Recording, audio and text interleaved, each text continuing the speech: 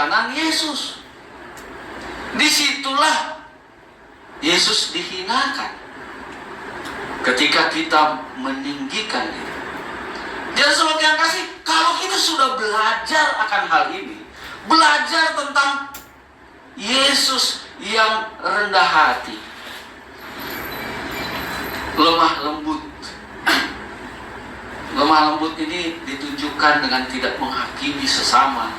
Lemah lembut tidak berencana untuk menghukum, mengambil tindakan keras kepada orang lain. Tetapi lemah lembut adalah tindakan mengampuni. Itulah yang Yesus lakukan. Dan dia adalah rendah hati, mengosongkan dirinya, mengambil tempat serendah-rendahnya. Serendah-rendahnya di bumi, itu berarti yang paling rendah juga di seluruh jagat raya ini. Luar biasa, saudara. Ingat ketika Yesus katakan, Bapa, Eli, Eli, lama sabachthani. Bapa, kenapa engkau tinggalkan aku? Benar, ada satu saat di mana Yesus ditinggal oleh Bapa karena menanggung semua dosa kita. Semua dosa kita. Jadi saudara yang kasih, serahkan dosamu. Jangan disembunyikan, jangan disimpan. Serahkan itu kepada Yesus. Yesus akan ambil, dan memang dia sudah tanggung. Tidak usah. Jadi serahkan dosamu kepada Yesus. Dan dengan iman, terimalah kebenaran siapa? Kebenaran Yesus. Keselamatan kita adalah kebenaran Kristus, bukan kebenaran diri. Next slide. Jadi kita belajar dari Yesus. Belajar rendah. Dan inilah contoh kerendahan hati yang ditunjukkan oleh seorang panglima, seorang perwira. Saudara, wah kalau tentara ini, perwira ini kelihatan gagah sekali ya, dengan seragamnya, sudah dilatih, fisiknya pun, tegap, gagah gitu ya, perwira. Luar biasa. Ini yang ya saya kagum gitu ya, melihat bagaimana tentara itu secara fisik, mental itu mereka memang dilatih gitu ya. Tapi coba perhatikan, dia orang yang lemah lembut, rendah hati, karena dia mengasihi hambanya. Hamba bagi zaman ini adalah sama seperti hewan. Kalau saudara bunuh pun tidak ada tuntutan kepada saudara. Tapi coba perhatikan, perwira ini katakan hambanya terbalik sakit. Dia harus datang kepada Yesus, dan dia datang pun dengan bukan gagah-gagahan. Tidak. Bahkan dikatakan sini, coba perhatikan ya, ayat yang ke-7. Matius 8 ayat 7. Yesus berkata kepadanya, aku akan datang menyembuhkan. Saudara ingat bagaimana cerita Lazarus? Yesus katanya sengaja 4 hari apa? Tidak datang. Lalu ketika Yesus datang, sudah 4 hari, Lazarus apa? Mati. Lalu Maria dan Marta, dua-duanya ketemu dengan Yesus. Dua-duanya punya perkataan yang sama. Baik Maria dan Marta, ketika dia bicara sama Yesus, Maria katakan, kalau engkau ada di sini, saudaraku tidak akan mati. Marta pun berkata demikian sama Yesus, kalau engkau ada di sini, ia tidak akan mati. Di sini saudara yang kasih, Yesus katakan apa? Aku akan datang menyembuhkannya. Sebenarnya dipegang kata ini, udah selesai ya. Yesus akan datang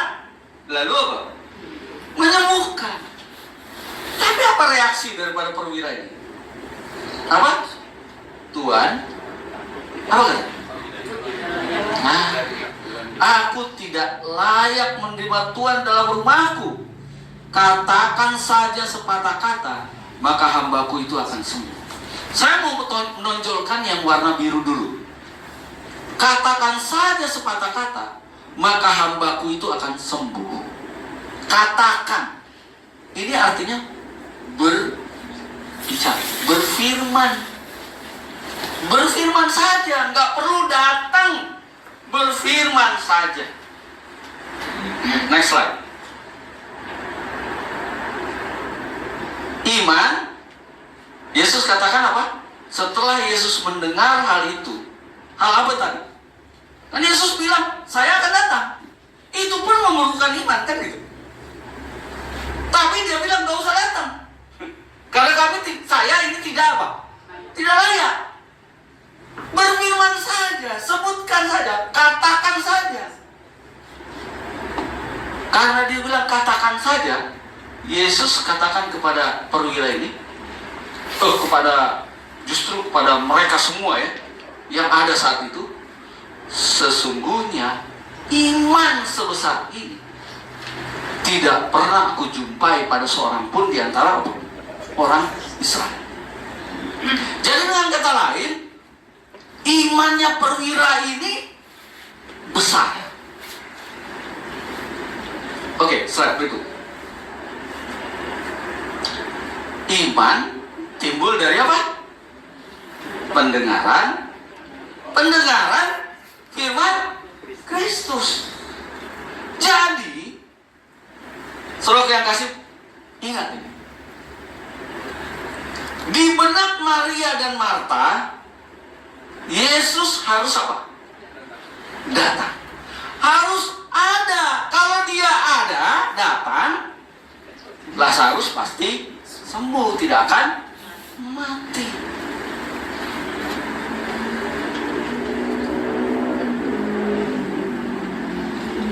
Ketika saudara memiliki beban penderitaan apapun, saudara berdoa. Saudara yang kasih, coba dulu punya iman sama seperti perwira ini. Engkau tidak perlu apa? Tidak perlu datang. Berfirman saja. Berfirman saja. Saudara yang kasih, Yesus itu sekarang sementara bekerja di bilik yang Maha Suci sekarang. Dia gak perlu datang. Cukup apa? Firman.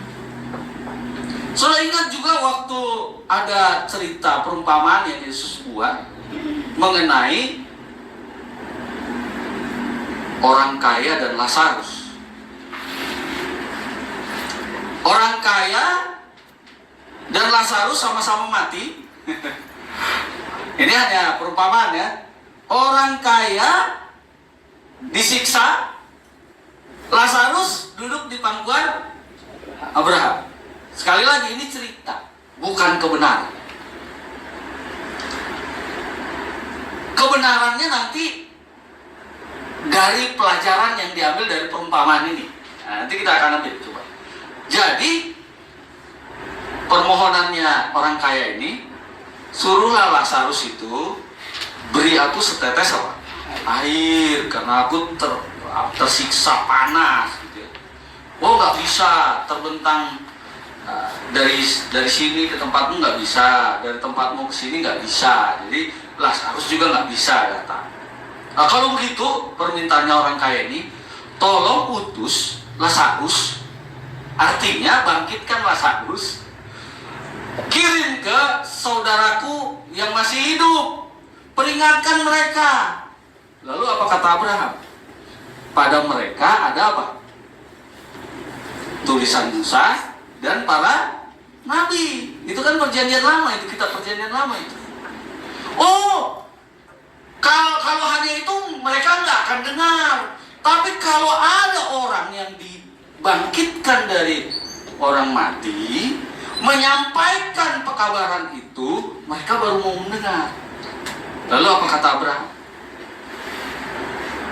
kalau mereka tidak mau mendengar, menuruti apa yang tertulis dalam kitab Taurat, tulisan Musa dan kitab para nabi, mereka juga akan tidak menurut sekalipun itu datang dari orang yang dibangkitkan.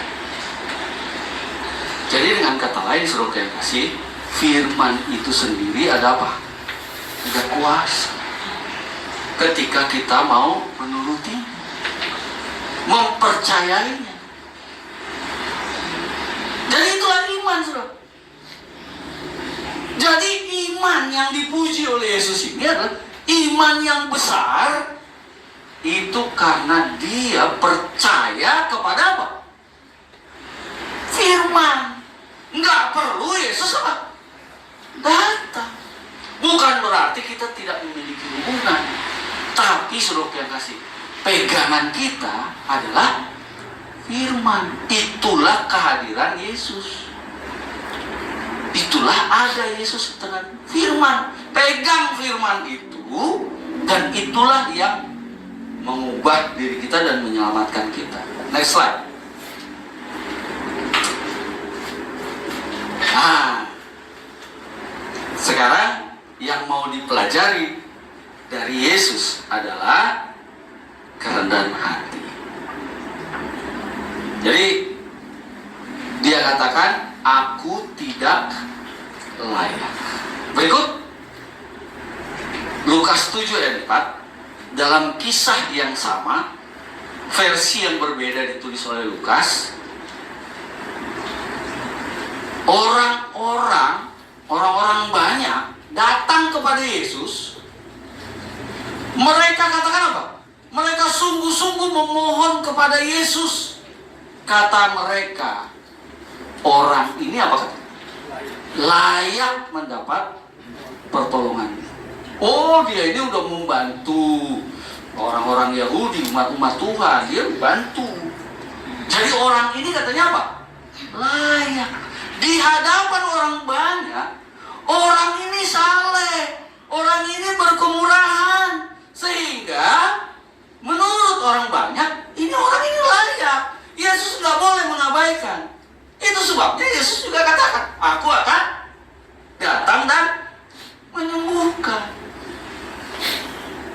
Tapi roh kerendahan hati itulah yang ada dalam diri orang yang punya iman yang besar ini, untuk menyatakan bahwa dirinya tidak layak. Pelajarannya apa? Slide berikut,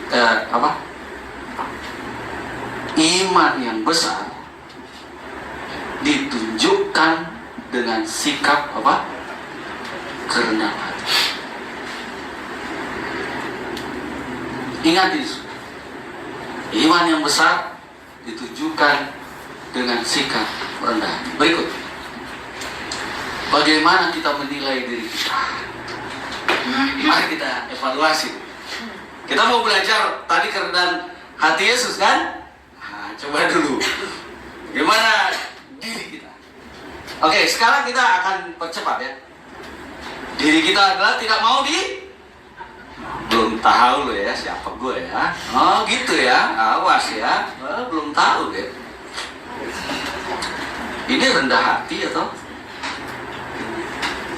Oke, berikut. Meninggikan diri. Dia meninggikan dirinya, tapi cara meninggikan dirinya ya dengan merendahkan apa? Orang lain. Karena ketika dia merendahkan orang lain, dia akan menempatkan dirinya lebih tinggi dari orang yang sedang direndahkan. Dengan cara membuli lah, dengan cara ungkit-ungkit kesalahannya lah, menghakimi orang lain, menyalahkan orang lain. Ikut. Terus membela diri terhadap kesalahan. Bagaimana caranya membela diri terhadap kesalahan? Tidak mengakui kesalahan, mencari maaf dengan alasan terpaksa, Kayak lu enggak aja, jangan sok suci. Orang banyak juga melakukannya sama. Ini ada cara alasan untuk sebenarnya mempertahankan gengsinya. Kalau yang kasih, setelah orang itu berdosa, itu harus malu, menyembunyikan diri dari hadapan Tuhan, tidak layak.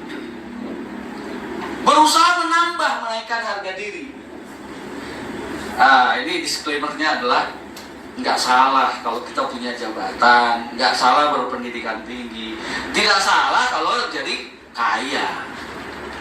Tapi jangan sampai hal-hal ini membuat diri saudara melambung tinggi, merendahkan orang lain, dan lupa bahwa keselamatan yang didapat hanya melalui Yesus, hanya melalui kasih karunia-Nya. Tidak ada seorang pun yang boleh meninggikan diri. Gunakanlah ini, serahkan itu juga untuk kemuliaan Yesus, bukan untuk kemuliaan diri. Haruslah orang-orang yang kaya, yang punya jabatan, yang berpendidikan tinggi harus menyadari bahwa dirinya pun tidak layak. Sehingga berdiri di hadapan sesamanya, dia memandang semuanya sama. Gunakanlah ini untuk kemuliaan apa? Tuhan. Bukan untuk menyenangkan diri, apalagi meninggikan diri. Iblislah yang menjadi apa? Maaf saudara. Kalau seandainya kita masih mempertahankan diri kita, tidak mematikan diri kita yang tadi itu, kita tidak matikan, kita tidak izinkan Yesus rubah, maka kita bukan anak-anak Allah. Bapak kita adalah iblis. Karena kita mau menipu orang lain dengan hal-hal yang menutupi ketidaklayakan kita. Berikut. Yeskel 28 ayat 17 merupakan satu misteri kenapa sorga, dosa berawal dari sorga. Itu adalah karena adanya apa? Kesombongan. Demi semarakmu. Saudara yang kasih, sebenarnya Allah ingin memuliakan kita. Tetapi kalau kita tidak menyerahkan dosa kita kepada Yesus, lalu tetap meninggikan diri, maka ketika saudara meninggikan diri, justru kemuliaan Allah tidak ada dalam diri. Berikut. Inilah dosa di sorga. Aku hendak naik ke langit. Aku hendak mendirikan tahtaku mengatasi bintang-bintang Allah. Aku hendak duduk di atas bukit pertemuan jauh di sebelah utara. Aku hendak naik mengatasi ketinggian awan-awan, hendak menyamai yang maha tinggi. Babel didirikan setinggi-tingginya. Apa tujuannya? Mencari nama. Tuhan sangat tidak berkenan. Sadarilah ini surga. Belajar dari Yesus. Jadi kita harus mengetahui dulu siapa sebenarnya diri kita. Tadi kita menganggap diri kita itu seperti tadi. Tapi siapa diri kita sebenarnya? Diri kita sebenarnya adalah orang yang telah berbuat dosa dan telah kehilangan kemuliaan Allah. Kita hatinya ini apa? Licik. Semua ada udang di balik bakwan. Yesaya 64 ayat 6. Kami sekalian seperti apa? Seorang najis. Segala kesalahan kami seperti apa? Kain kotor, kain lara, mohon maaf. Lebih jelas lagi artinya kain kotor, kain lara ini adalah yang dipergunakan oleh wanita setiap kali datang bulan. Saudara, ketika saya mengagungkan diri saya, menganggap diri saya lebih hebat dari orang lain, atau lebih benar dari orang lain, di luar Kristus, maka di hadapan Allah kita sedang menunjukkan nih. Wanita berani nggak? Ambil itu bekas itu, kemudian buka, lalu tunjukkan kepada apa? Orang banyak nih. Itulah Allah akan memandang diri kita seperti itu. Ketika kita menganggap diri kita apa? Saleh karena diri kita. Sehingga kita mengambil kemuliaan untuk apa? Diri kita. Ketika kita mengambil kemuliaan untuk diri kita, maka Allah memandang kita seperti itu. Berikut Roma 6 ayat 23 berusaha adalah mau berbuat baik sesaleh-salehnya kita dari diri kita. Kita harus menanggung apa? Maaf. Kalau kita tidak serahkan dosa kita kepada Tuhan. Kita diselamatkan bukan karena usaha kita, tapi pemberian bukan hasil pekerjaan kita, tapi pekerjaan Allah. Jangan ada orang yang mementingkan